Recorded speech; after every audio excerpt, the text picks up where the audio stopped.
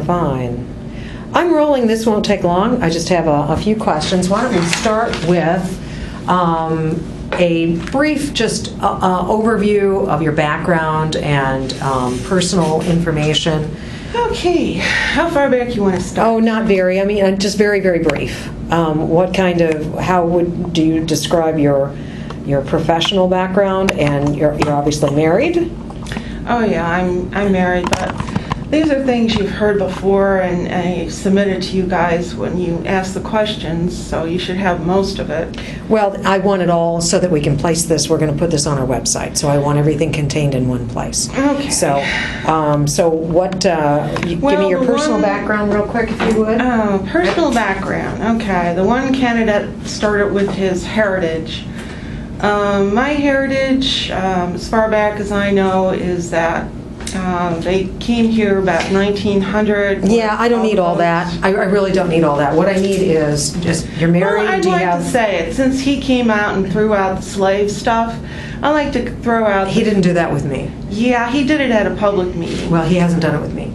So all I really need is what is your... I'd like to tell you that, because since he made an issue of it, and he put out the issue that I think that you people need to take consideration of that type stuff. Well, my family came here about 1900. I had 3 relatives that are on my dad's side that were killed in the concentration camps, German concentration camps outside of Warsaw. And my family, both of my mom and my dad, grew up without parents. One, their role model parents, they were both lost their parents early. So that's my family background, that my dad was taken out of school in the 8th grade to basically financially provide for 2 different families. And my mom finished high school, but that's my background. And I went to junior college in Chicago, the 2 years, almost 2 years, less one class. Then I transferred to the University of Illinois at Chicago Circle, which is now just called plain University of Illinois at Chicago, in the pre-professional program. And pre-professional meaning pre-med, pre-law, and pre-dental.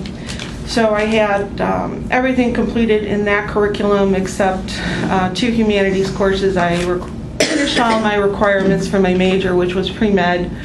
And then I decided to do something else because I had difficulty with one class and there was no way I was going to get a scholarship. And I changed to business and did an accelerated course through Elmhurst College for business, and that's where I picked up my accounting. And I also tended to work 2 jobs for the first 10 years of my professional life. So I have,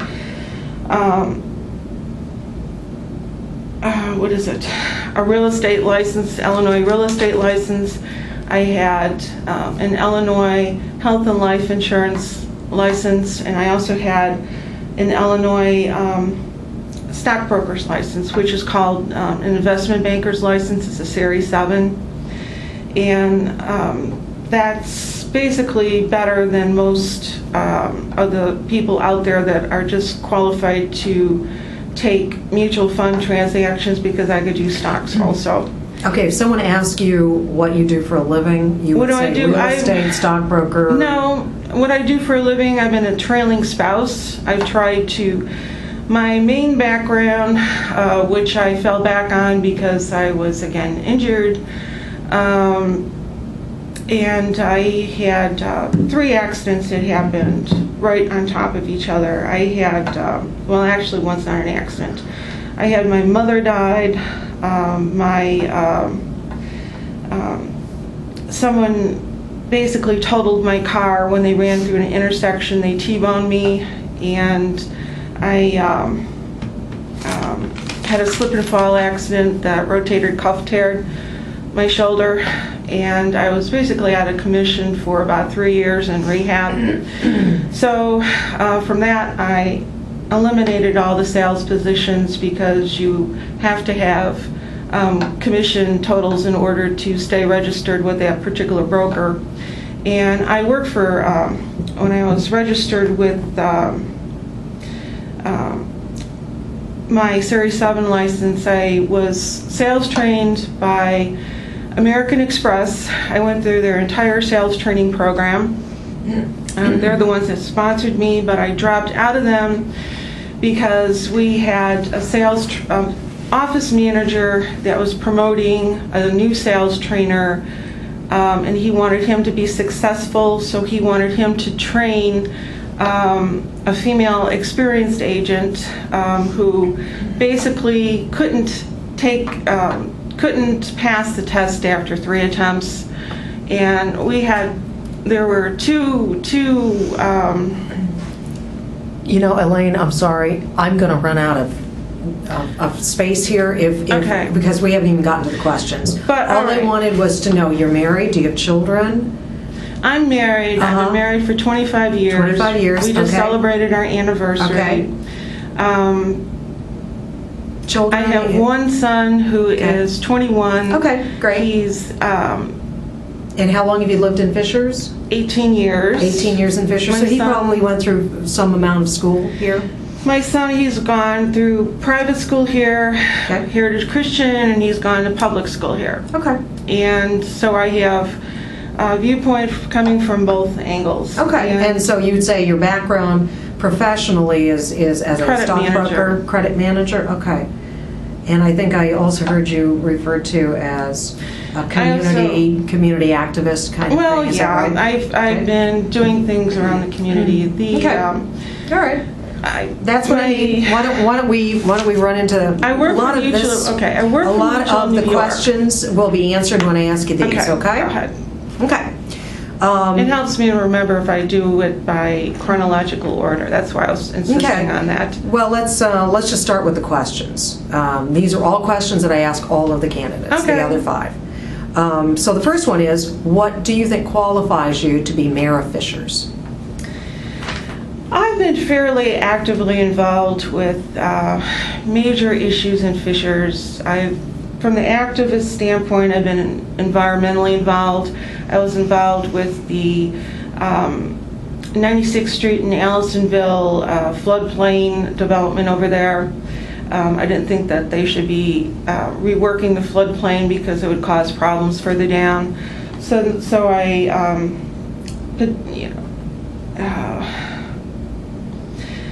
I protested with the apartment complex across the street, with the Hoosier Environmental Council, with the Sierra Club, and with a bike club. So I was involved with that development down there. I've also been involved with Richie Woods, where I cut out a whole newspaper article from where we came from in Illinois that was related to developing wildlife rehab centers, where depending on where you were in Illinois, they had some centers that were really, really nice, where you could have activity areas for moms and strollers to meet other new moms and strollers, and to have the babies looking at injured animals, and like a mini zoo, but smaller and more approachable for a new mom that can't travel much. And so I sent them a whole newspaper article on that, and I was after them until they got the environmentalist or whatever her title is at Richie Woods. It was my suggestion that put Riverside School where it is on Eller Road, because I approached the last superintendent when she was saying that there was no further road, no further room to put a school, and I suggested that because I knew the farmer. We went to the church with the farmer that owned that piece of property, and I said, if you mention that it's a school, I'm sure he'd give you a good price on it, because he's very church-oriented and charity-oriented. Okay. And things like that. I approached a town council member who I was discussing traffic jams with, and he was complaining about 116th and Allisonville as being tied up in traffic.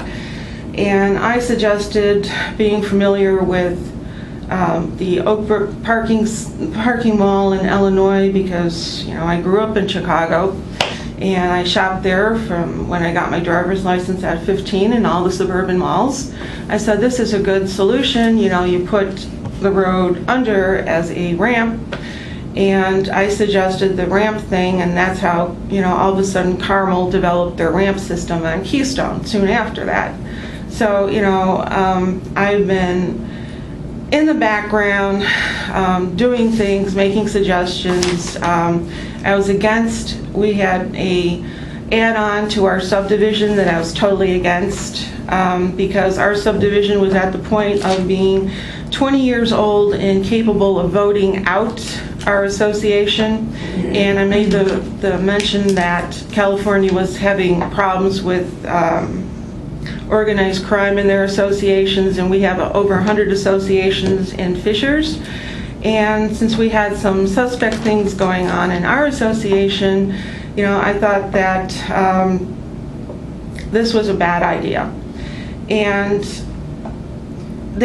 we have 4 ranches on 2 entrances of our subdivision, and they approved a developer to go in and tack on to our sewer system, which we had problems with initially because it wasn't elevated right. So there were a lot of lawsuits involved with that.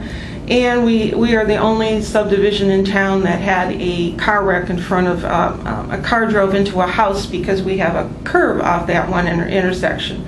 So it was not a good idea all around putting housing in that. Plus the housing they were proposing was a lot more expensive than our housing.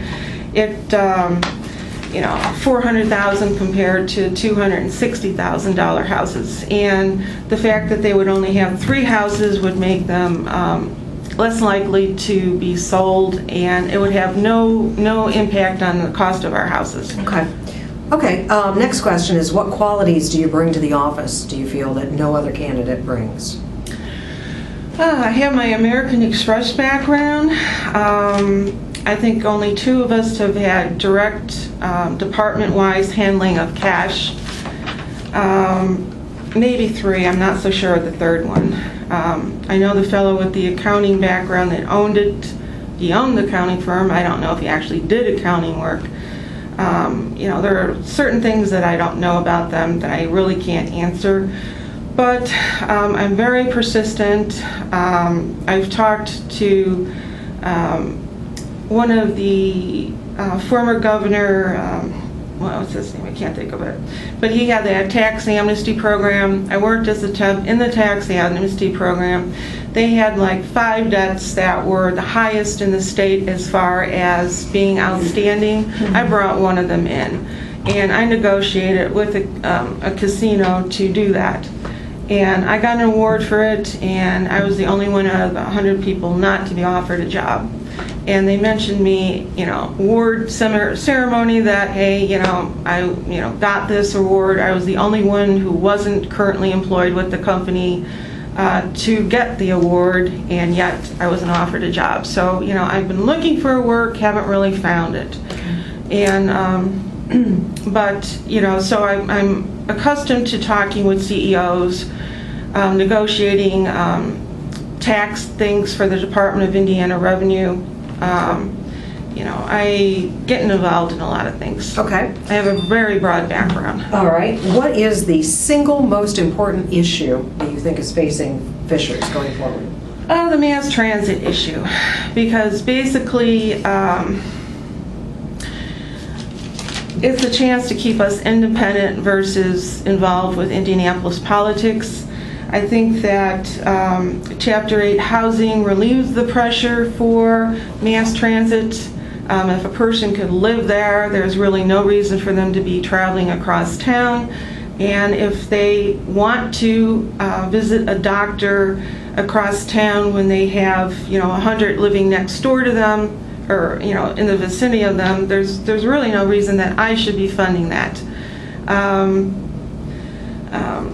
Okay, so mass transit. Mass transit Okay. was what brought me in. Okay. And the fact that a lot of them seemed pro-idea, and there's a infrastructure theory out on the web linking us with Detroit, Chicago,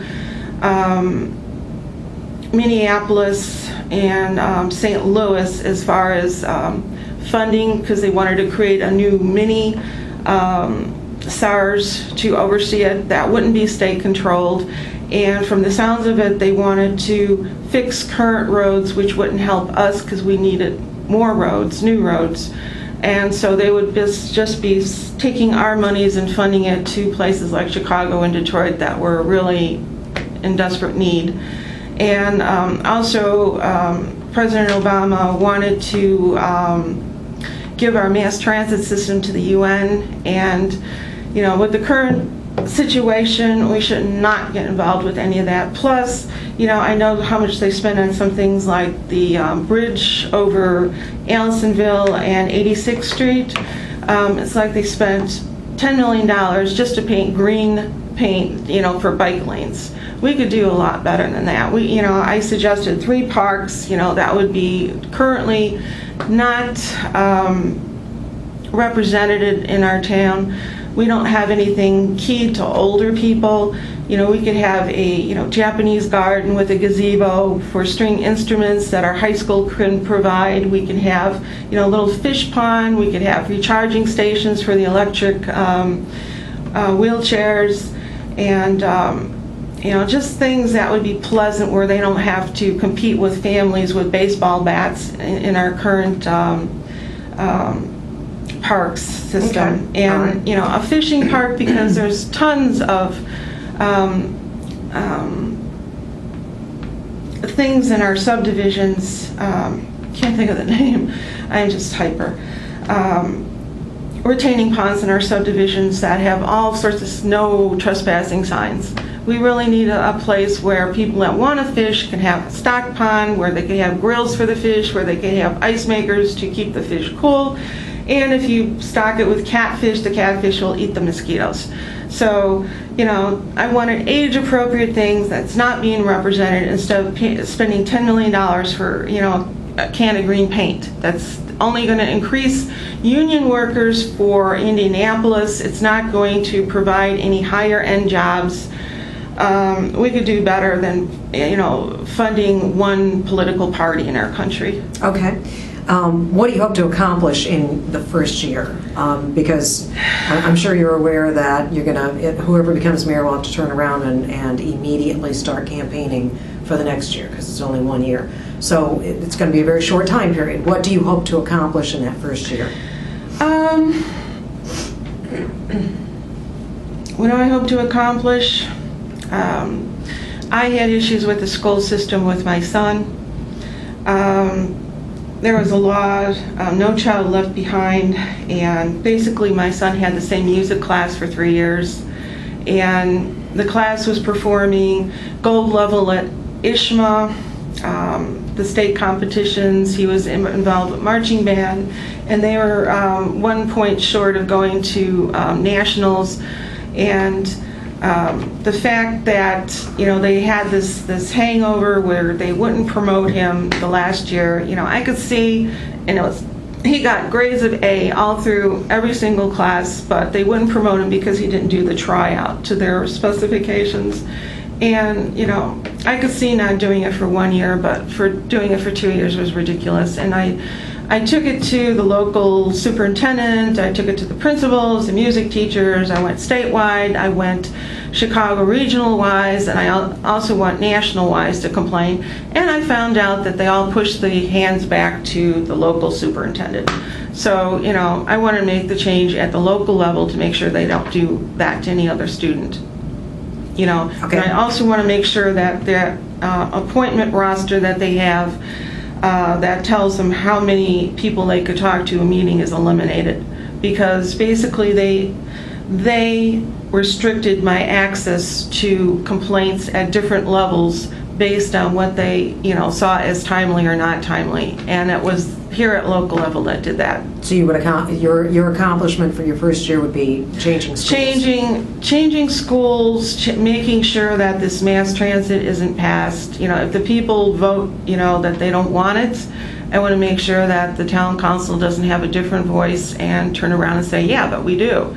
Okay. And okay. Next question is kind of a two-parter.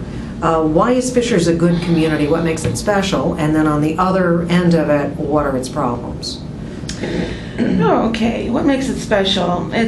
I joked about this at one of the meetings. It's small enough to care. It's large enough to have all the resources that a small business would need to succeed. And it also has an overproliferation of banks that, a small business would need to obtain loans for. So, we're set up good for, progress. The things that I see are a problem. The associations are prime targets for organized crime.